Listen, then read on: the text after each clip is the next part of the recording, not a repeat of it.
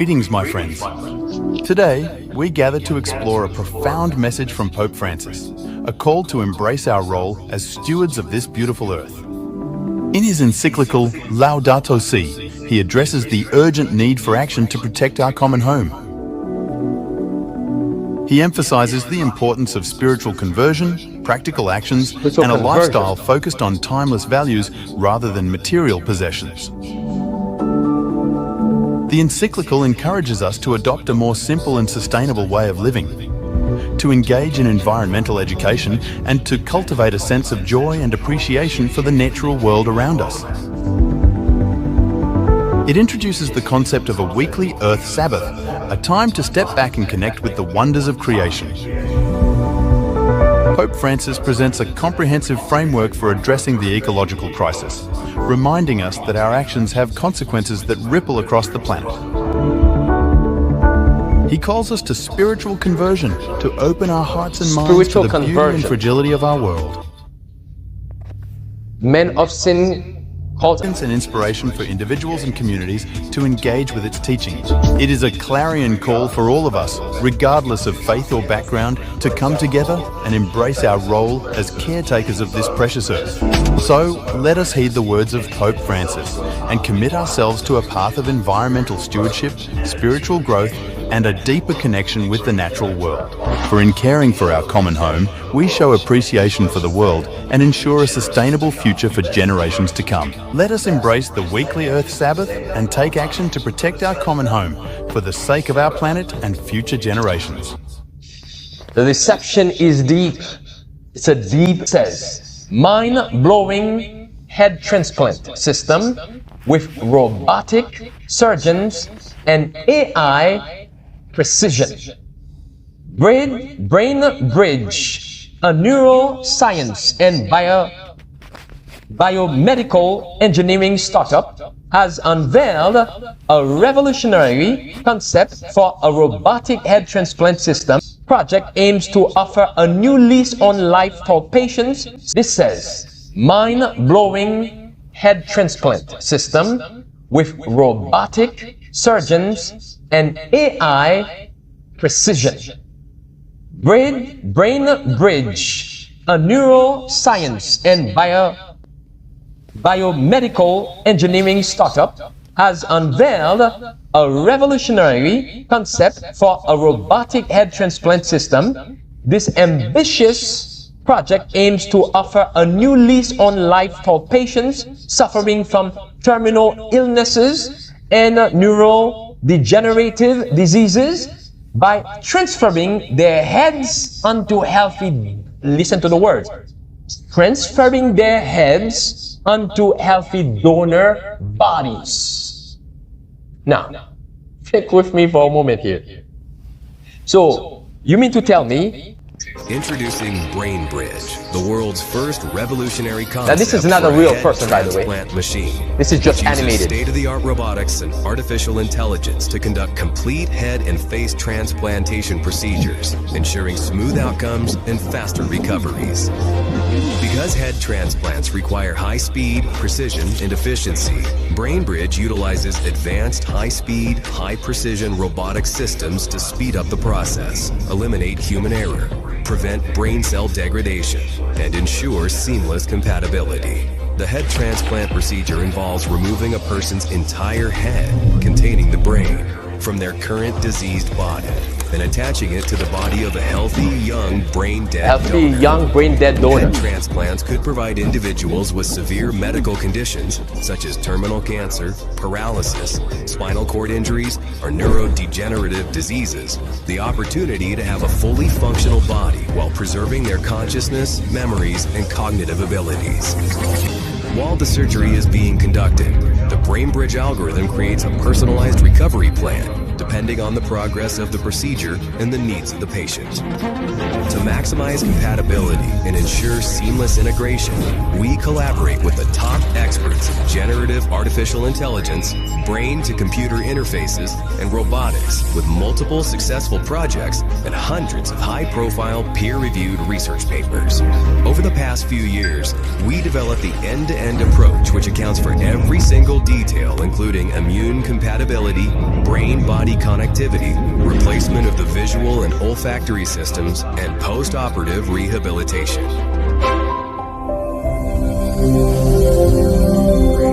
Brain Bridge, breathing life into new bodies, one head at a time. Breathing life into new bodies, one head at a time. Oh, brothers and sisters, what wicked.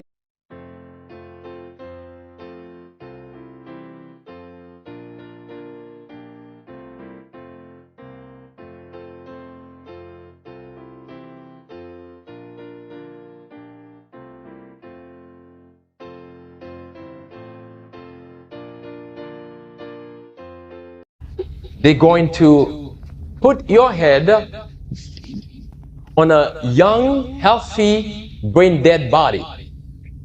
So imagine this. Bill Gates, as he's getting older, and he wants to continue to live, right, in a younger body.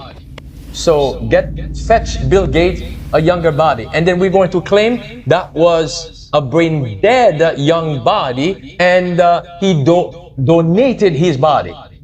Do you see the wickedness there? Do you see the deception there? What does this remind you of? Well, Genesis 6 comes to mind.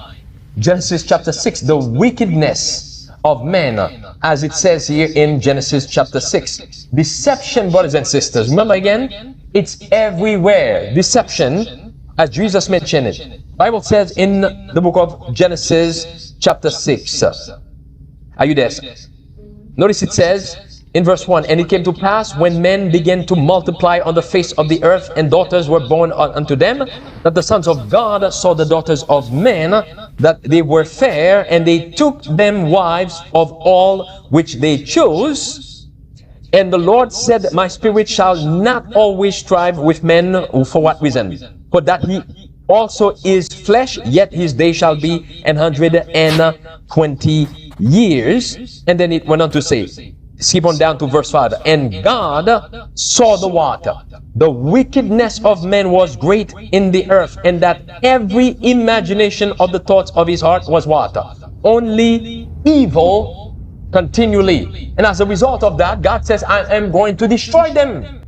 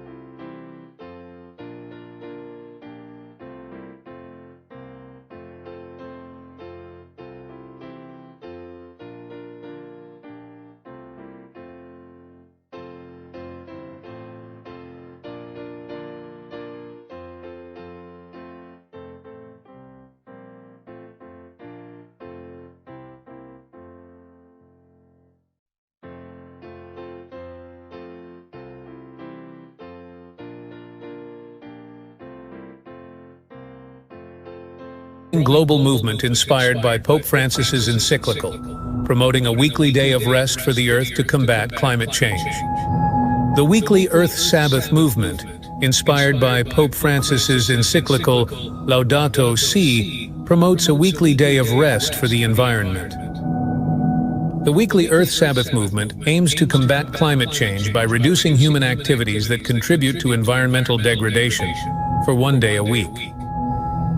The concept is rooted in the idea that the Earth, like humans, needs rest to recover and heal from constant demands.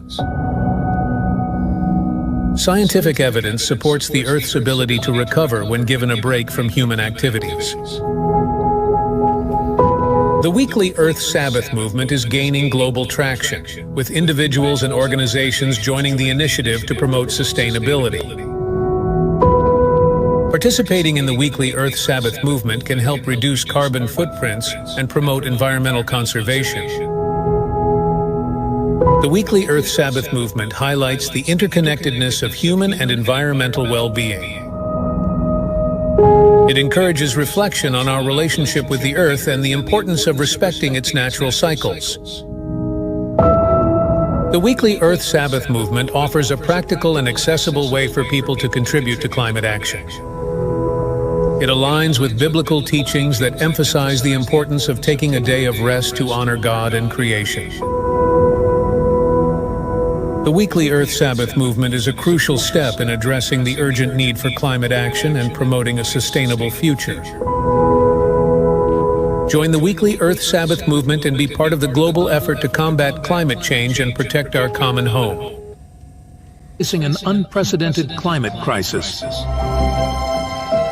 Pope Francis has been a powerful voice calling for immediate action. Perhaps the action needed is a weekly Earth Sabbath. The concept of a weekly Earth Sabbath was introduced in his encyclical Laudato Si. The Pope has met with world leaders, urging binding climate targets. Pope Francis has called for a phase-out of coal, oil, and gas. At the UN Climate Change Conference, the Pope urged decisive action. Pope Francis urged world leaders to end divisions and unite. The time for action is now. We must heed the Pope's call. It's time for everyone to put into action the keeping of a weekly Earth Sabbath. We must support the weekly Earth Sabbath global movement and take individual responsibility. Together, we can create a sustainable future for generations to come. Let us be the change we wish to see in the world.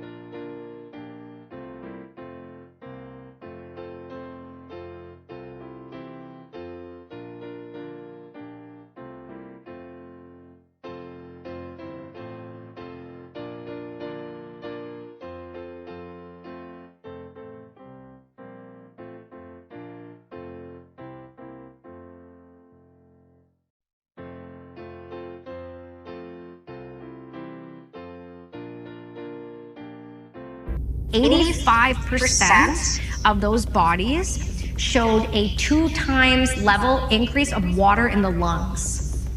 So what was happening is when this drug is pushed, it causes a drowning, and it's stated as akin to dying by waterboarding or drowning. Did you hear that? The reason people in Canada who are given MAID seem peaceful is because they're giving a paralytic first. So they're completely paralyzed, then this drug is administered as one of the 4, and they start drowning to death. They're drowning to death.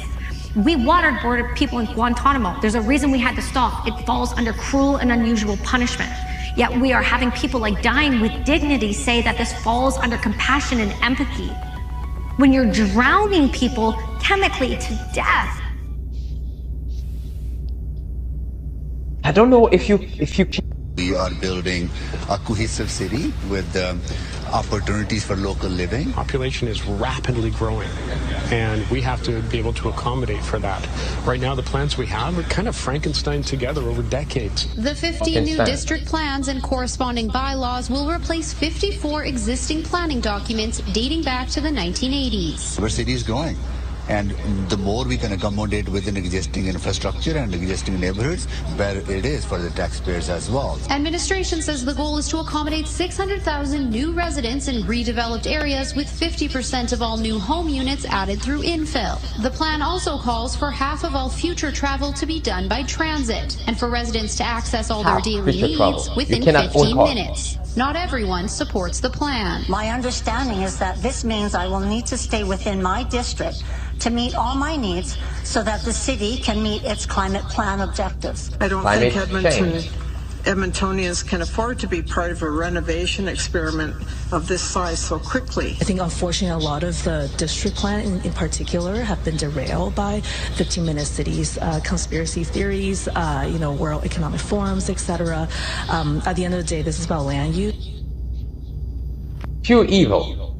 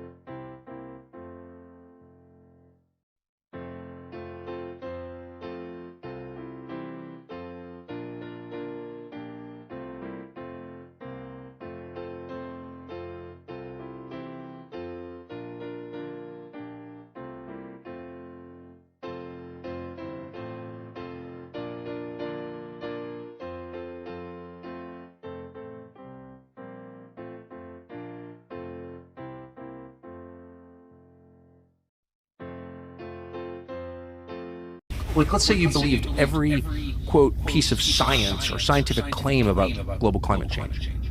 You would not reach the same policy conclusions. You'd be like, well, the first thing we need to do is ban private air travel, because obviously that doesn't make any sense. And then the second thing we need to do is, whatever. You'd look at it rationally from a scientific, if you bought the premise, which I don't, but if you did, you would. No, you go through every climate, quote, climate demand. Not one of them disempowers large organizations, whether it's NGOs or the government of the United States. Not one of them. They all make the government more powerful, and they all make you less powerful. So that's when you know it's not really about the temperature of the Earth's atmosphere. It's about making them more powerful and disempowering you. And so NGOs